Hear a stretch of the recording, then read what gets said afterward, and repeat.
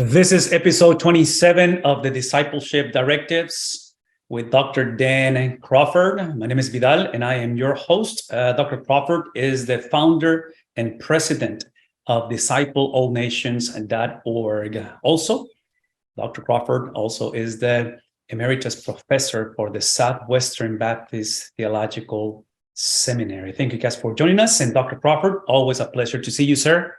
How are you doing today? It's a wonderful day. Doing great. Wonderful. That's great to hear. And always a pleasure to see you and to talk to you. And specifically today, we are coming into a conversation over your last experience here in South Texas a couple of weeks ago. And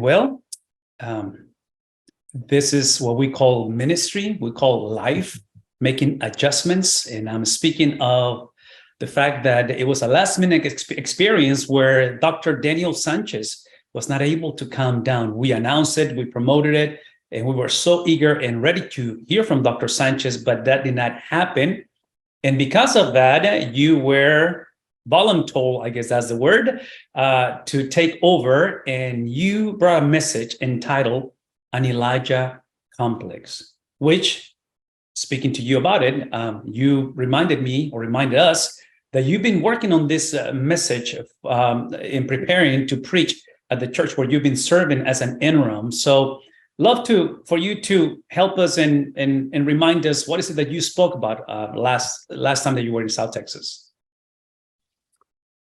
Yeah, for some reason, I just threw my notes, I printed them out and threw them into my luggage, thinking maybe I can work on this sermon while I'm in the valley.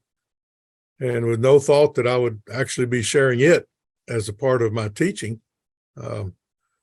But when I found out that Dr. Sanchez wasn't going to be there in the 24 hours I had before time to teach, I spent a lot of time working on this sermon and adapting it for the pastors and church leaders versus the way I was headed for my interim pastorate, two different kinds of audiences. Mm-hmm. So I was able to use this story of Elijah that comes in 1 Kings chapter 19, which I just entitled An Elijah Complex. And I said,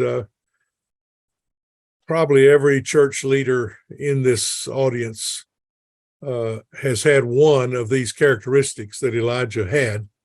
And I proceeded to talk about various characteristics that show up in that 19th chapter. And there were actually four of them. And the first one I said was, enough is enough. Verse 4, Elijah says, I've had enough. And I said, my guess is that some of you pastors and maybe some of you church leaders have reached a point, and you may be in it right now, that says, that's it. I'm done. I've had enough of this, and I'm going to go get a real job or whatever you're going to do. And Elijah hit that point, and his was a different kind of circumstance. And I'd already given the background of Elijah running along beside the chariot all the way from Beersheba to Jerusalem, which is about a 12-hour run. And he was exhausted physically and emotionally. And he just, by that time, Ahab had told Jezebel what happened and the killing of all the prophets of Baal and all of that. And she sent word, you're going to die. So he says, enough is enough.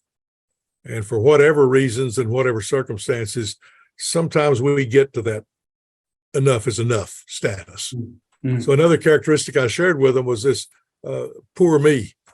And also in verse 4, Elijah says, just take my life. I'm done. Mm-hmm. And don't want to live anymore. And I said, I don't know that I've ever had that kind of response personally, but I've certainly had places where I was under so much stress. I just thought, I don't know if I can live through this. And again, I suspect that some of you church leaders have come to that kind of status, whether you were saying, just let me die or not. It was sort of, why, how can I live with this? And that's one of the characteristics of Elijah. The third one was, again, in verse 4, chapter 19 of 1 Kings, verse 4, he says, I'm no better than my ancestors, no better than my fathers. And I shared with them the fact that when I was younger, early in ministry, my pastor father said to me one day, "It doesn't matter how good you are, somebody will come along and be better." And I remember telling him, "That's the most discouraging thing you've ever told me." And he said, "No, wait a minute. You be the better one. You be the one that comes along and does it better than all your predecessors." And I know, well, okay, now I get it. It's not so discouraging anymore. It's a challenge to do better than everybody else. Mm-hmm. But Elijah hit that point where he said, I can't do that. I'm not as good as those that preceded me. And all of you pastors know that you get compared to whoever came before you. You know, brother so-and-so did it this way. And my dad used to say the most popular man in town is the former pastor. Because everybody says, well, you're not like brother so-and-so or whatever. Right. That's right. So that was the third characteristic. And the fourth one of Elijah was, and in verse 10, he says, "I'm all that God's got left." It's down to me. Just nobody here is worth anything. I'm the only one that God's got. And I said, there are times you get the feeling that way, that nobody does it my way. Nobody's following my leadership. And I'm the only one that's got it right, and nobody's listening to me. So those were kind of examples that I gave. I referred them back to some earlier biblical examples that we had used in the teaching. But I said, most of you have at least come to one of those points, maybe more than one. Mm-hmm. And I did say, if any of you have all four of those characteristics now, please go see a doctor, because you need a lot more help than I'm going to be able to give you this morning. Yeah. So that's the Elijah complex. And then we shifted gears and started talking about, what do you do with it? I was going to ask you, so obviously there is a kind of a response to that, or, how you face those. But let me ask you, because you're bringing up extremely important points. But before I get into the points that or the questions I want to ask you, I got one quick question that you reminded me or made me think about, because you reminded everybody in the audience on that Tuesday, pastors and church leaders, that this is a sermon that you've been preparing for the church where you're serving as an interim. My question to you is this. Do you feel, or do you think, because I've never seen you before except Tuesdays, that's all that I have seen from you, Tuesdays. Do you see, or do you feel a difference between, let's just use this sermon, this presentation you did on the an Elijah complex, that is different from preaching to an exposition on a pastor's conference setup, from preaching on a Sunday morning to a Tuesday? Do you see a difference? Do you feel a difference? The difference is not in the explanation of the scripture. The difference is in the application of the scripture. Mm-hmm. Obviously, pastors and other church leaders are going to apply this differently than the people who hear me preach at where I'm interim pastor. And actually, the one thing that's motivating this sermon where I'm interim pastor is that I'm in a church. I've been there 15 months.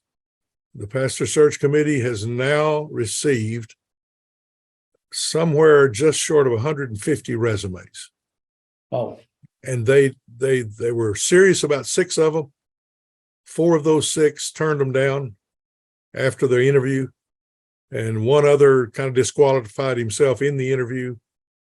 And then I forget what happened to the other, but they're basically back to square one. Mm-hmm. And looking for more resumes. And so I thought, well, what I've got here is a church with an Elijah complex. Gotcha. Enough is enough. I'm tired. We're not getting anywhere. Let's just quit. Let's just call Dr. Crawford and go. And I'm saying, no. We don't do that. I'm not interested. I'm not a candidate. Yeah. But that's just kind of where the church is. So it's the application of the scripture that's different. The truth of Elijah is the same. And in this case, when it comes to your presentation or delivery of the actual teaching, the content, Do you typically do it kind of in the same context or the same manner between Sundays and Tuesdays? Pretty close. I mean, we'll talk about the characteristics and the cure in both places. Okay. And the difference is one is a teaching format and the other is a preaching format. And somebody said the only difference is volume. Well, and I will assume also that on Sundays you got more pressure because of the time constraint. Yeah. Versus on Tuesdays, I know you get more time, obviously. Well, that was the challenge a couple of weeks ago, where I had to take basically what is a 28-minute sermon and stretch it into an hour's teaching session. So that's right. I had to really work on it in those last 24 hours to come up with more. That is true. That is true. In the Elijah complex, the way that you define it and present it, it's also a reminder, because typically when we find ourselves facing an Elijah complex, whether it's an organization, in this case, the church, or family nucleus, or individually, whatever the case may be, I get the impression that we typically, our tendency is not simply to be isolated, which is one of the last ones that you mentioned, but also to feel that no one else has either gone through that or is going through it or survived it. And you bringing up Elijah as a perfect example that it does happen. And it happens to the best of those. You see a prophet serving the Lord, and well, needless to say that most prophets, went through Elijah complexes to a certain degree, where the discouragement, difficulties. And would you say that Jesus went through an Elijah complex as well in his ministry? I think so. I'm trying to think of examples, and they're not coming very fast, but I would imagine he did. If he was human in every way, which we tell you he was human and divine in every way. If he was 100% human, then he must have had days like that. Well, I'm just thinking of it's a 2 Corinthians chapter 1 where Paul speaks of all the struggles, and then he gets to the place somewhere, I think it's on verse, if I'm not mistaken, 11, somewhere 12, where he describes and says that they even lost the desire to continue. And I think it's to that place where, hey, I don't want to continue. I don't want to enough. And again, it almost sounds like a suicidal type of deal. But I'm thinking, Dr. Crawford, of Jesus at Gethsemane, also praying and going through the deepest of sorrow. Yeah. So anyways, I'm just asking because, once again, I get the impression that a lot of times, and obviously you and I, we do most of our ministry around pastors and church leaders. We are very privileged to do that. But in ministry, there are moments where, it gets lonely, it gets tough, it gets the Elijah complex, in that scenario. And this is such a timely message that we got to be reminded. Let me ask you one more quick question, because this is one of those topics or points that really resonates with me. And I don't know if it's because of my age and where my kids are in life and my parents. And I just spent about an hour on the phone with my dad. My mom went to be with Jesus a couple of years ago. But finding myself at this kind of a crossroads, you mentioned a while ago that Elijah gets into this place where he doesn't see himself better than those that came before him. Is that what you said? Yeah. Okay. Yeah, he says, I'm no better than my forefathers. Exactly. So, Dr. Crawford, and again, this is a question for you. In that context, in that statement from Elijah, in that perception of things, how do we pass on the baton? How do we convey this gospel message into the next generation? Would you say effectively, where there is an Elijah complex or syndrome? Everyone in this life, in this world, we are interims. We're transitory, as a generation. We're transients. And I get the impression that a lot of pastors, we make the mistake to do ministry as if we are permanent. And obviously we're not. Yeah. So what would you say are some of the effective ways, or that you have seen, and let's just focus in ministry where we can somehow empower, bring, on into the conversation that experience of legacy and empowerment towards others. What would you say to that? Well, I think my dad was along the right lines there and saying, you be the better one. You do it better than anybody else. But what he also taught me was that be yourself. And I went through a phase like every young preacher does, I guess. I wanted to sound like Billy Graham, but I'd never lived in North Carolina. I couldn't even get the accent down. And then guys in my generation grew up listening to W.A. Criswell from First Baptist Church of Dallas, and I tried to do Greek like him, and that didn't work either. And people in my first little pastorate, student pastorate, people would leave and they never would say, nice sermon, enjoyed your sermon. They were saying things like, I learned something today. You taught me this. I'd never seen that before. And they were affirming in me what I didn't know about at the time, but a teaching gift. And I was trying to be a preacher. And it turns out that what I discovered was being me meant being who God had made me to be, and that I really was not the great pulpiteer.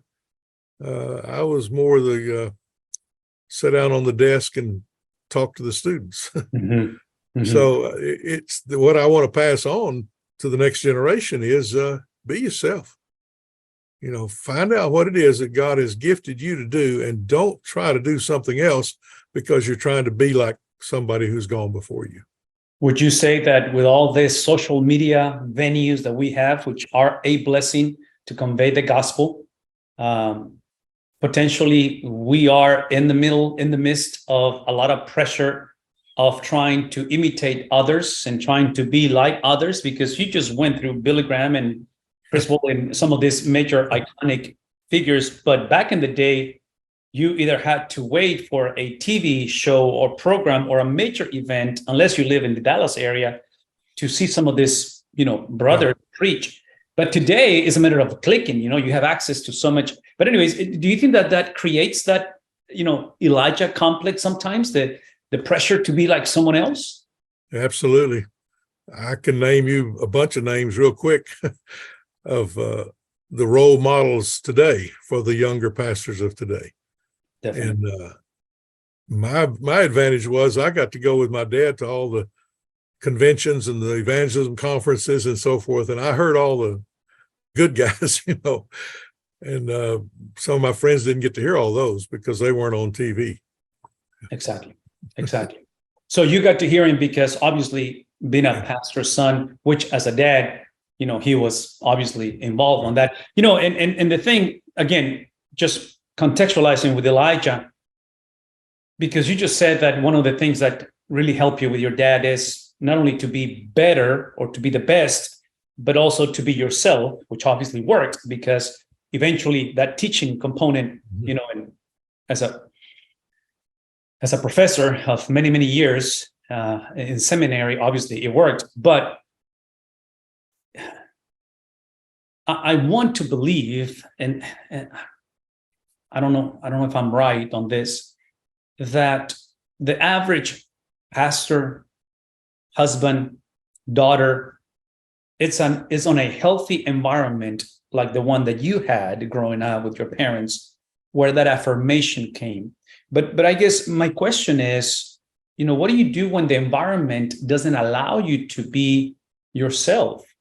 When there is this, and I'm going back to pastoral ministry. In pastoral ministry, the tricky part is that there are so many expectations from the church of what you're supposed to be and do.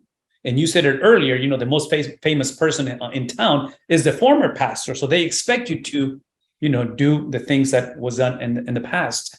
So what do you do? What do you do when the environment is not the most conducive to really develop the making, the design that God placed in you in ministry? That's a tough question, and part of that is really understanding the environment. Mhm. I think, for instance, a pastor that's got to preach every Sunday has got to spend at least as much time exegeting his community as he does exegeting the scripture. Not that it's even as important or more important. It's just that you can develop a sermon. You don't have any idea who the people are. Exactly. You may just, either shoot over their heads or shoot around them or something. And you don't know who you're talking to. Mhm. So I think part of that is knowing the environment, knowing the culture, knowing who your people are, and then applying the timeless truth of the scriptures to the environment. When you use the word knowing, in my mind, I'm translating that word, obviously in the context of relationships, but I'm speaking of vulnerability, because when you get to know people, people get to know you.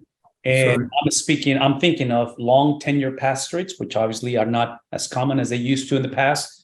I'm speaking of, once again, just taking the timely message of the gospel and then the contextualization, in that context, which again, the vulnerability, and the issue, when I use the word vulnerability, I'm thinking of the word transparency, because, as pastors, you can be very knowledgeable and very gifted when it comes to, again, preaching, teaching the Bible, or whatever the case may be.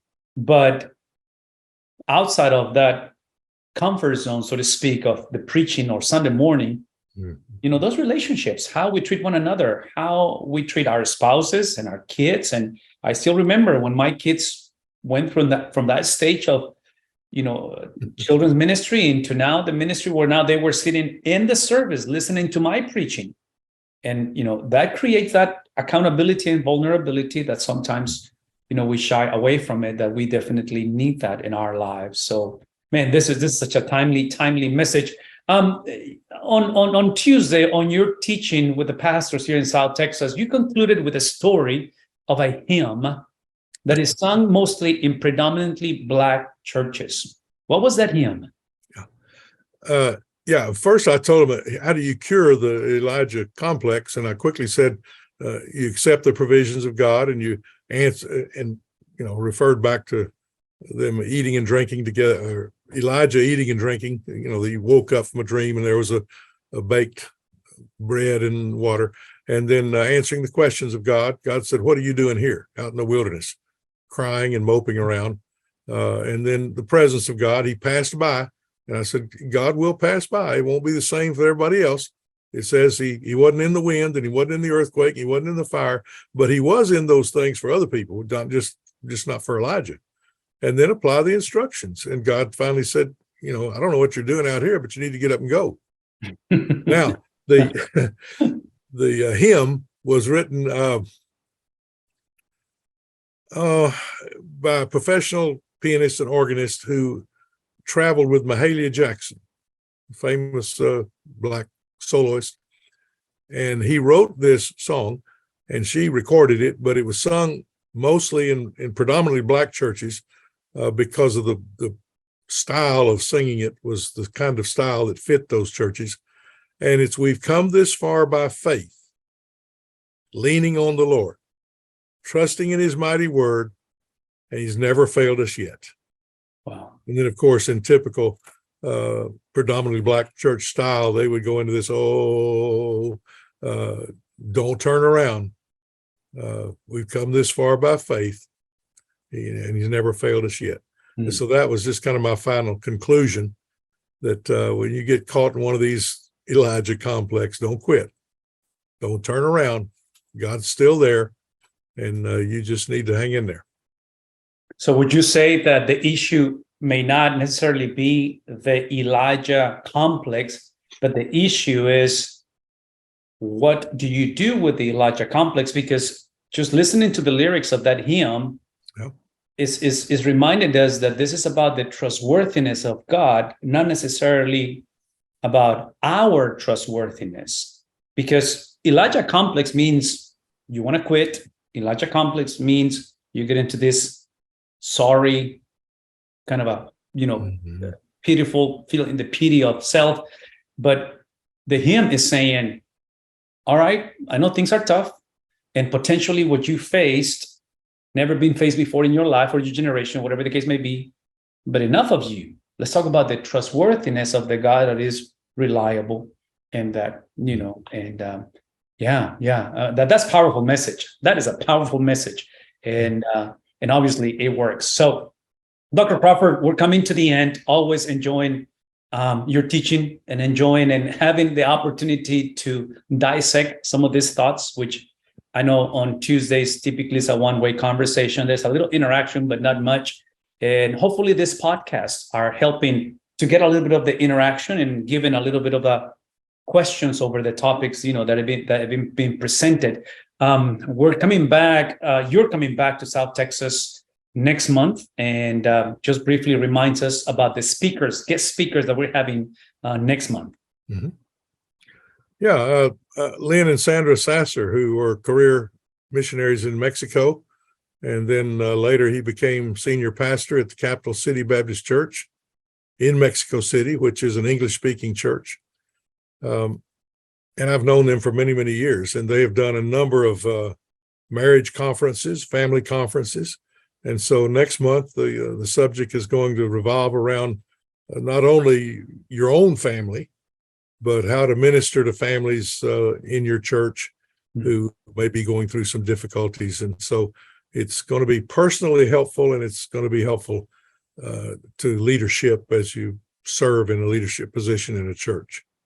I'll be honest with you. I've been married for 25 years and looking forward into many more. But now that you bring the issue of marriage, relationships, and things like that, I'm at the place where my kids are now at that stage of making decisions on relationships. Mm-hmm. So this is a timely message for anybody married or anybody raising those who are heading towards marriage. Either way, it's a timely opportunity to be exposed by a couple that obviously comes with a very, very long experience, not only in marriage, but also in ministry for that matter. Sure. Dr. Crawford, thank you for being with us today. Thank you for the conversation. Folks, we love for you guys to, again, help us by either liking, subscribing to the channels, wherever you're watching the podcast today. And we will truly appreciate if you do a review or you share this information. We'll see you guys next time. God bless and have a wonderful week. This is episode number 3 of Discipleship. This is Directives podcast and Dr. Crawford. I'm here this morning. Join us, Dr. Crawford.